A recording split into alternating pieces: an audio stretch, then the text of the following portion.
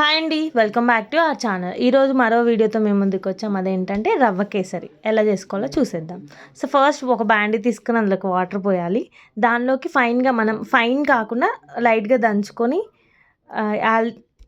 యాలకులను అందులో వేసుకోవాలి. సో ఒక 2 మినిట్స్ అయిన తర్వాత అందులోకి షుగర్ తీసుకోవాలన్నమాట. సో మీరు ఎంత చేసుకోవాలనుకుంటే దాని క్వాంటిటీ తగ్గట్టుగా తీసుకోండి. సో మేమైతే ఒక హాఫ్ కేజీ వరకు తీసుకుంటున్నాం షుగర్. అందులో వేసేయాలి. సో మొత్తం అది కలుపుకున్న తర్వాత మనం ఏదైతే క్వాంటిటీతో తీసుకున్నామో దాంతోనే మనం ఈ రవ్వ కూడా యాడ్ చేసుకోవాలి.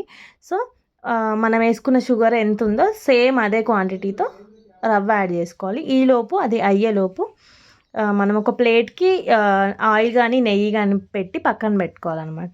సో ఇప్పుడు చూసారు కదా, బాయిలింగ్ అవుతుంది. ఆ టైంలోకి ఆ రవ్వని మనం అందులో యాడ్ చేయాలి. యాడ్ చేసి ఉండలు కట్టకుండా బాగా మిక్స్ చేసుకోవాలి. ఎంత మిక్స్ చేస్తే అంత బాగా వస్తుంది. ఉండలు కడితే టేస్ట్ అనేది ఉండదు, గడ్డలు అయిపోతుంది. సో అలా కలుపుకున్న తర్వాత మొత్తం కొంచెం కొంచెంగా యాడ్ చేసుకోవాలి. రవ్వ అనేది ఒకేసారి వేసేస్తే మనకి బ్రేక్అవుట్స్ అయిపోతాయి అన్నమాట. సో అట్లాగా బాయిల్ అయిన తర్వాత దాన్ని అగైన్ అంటే మనకి ఎంత ఇప్పుడు మనం యాడ్ చేసుకున్న వాటర్లోకి ఎంత రవ్వ అయితే కలుస్తుందో, మనకి ఇప్పుడు చూసారు కదా టెక్స్చరు, అలా వచ్చే వరకు రవ్వ యాడ్ చేసుకుంటూనే ఉండాలి. కొన్నిసార్లు క్వాంటిటీ అటు ఇటుగా అవ్వచ్చు. సో తర్వాత దాంట్లోకి కొంచెం ఆయిల్ యాడ్ చేసి కొంచెం నెయ్యి కూడా యాడ్ చేసుకోవాలి. నెయ్యి ఎక్కువ యాడ్ చేసుకుంటే ఎక్కువ టేస్ట్ వస్తుంది. నెయ్యి వద్దు అనుకుంటే మనం అవాయిడ్ చేసేయచ్చు. సో యాడ్ చేసుకున్న తర్వాత వాటిని బాయిల్ చేసేయాలన్నమాట.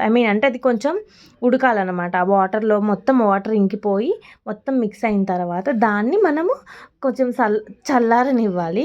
చల్లారిన తర్వాత మనం దాన్ని ఫస్ట్ అయితే ఏదైతే మనం ప్లేట్లో ఆయిల్ పెట్టేసుకున్నామో దాంట్లోకి ట్రాన్స్ఫర్ చేసుకోవాలి.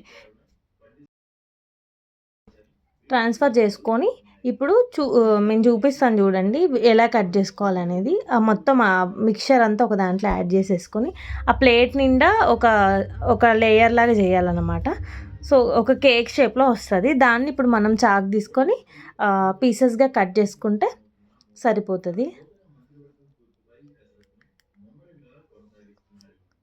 సో వీడియోలో చూపిస్తున్నట్టుగా కట్ చేసుకోండి. మీ ఇష్టం, ఏ షేప్ కావాలంటే ఆ షేప్లో కట్ చేసుకోవచ్చు.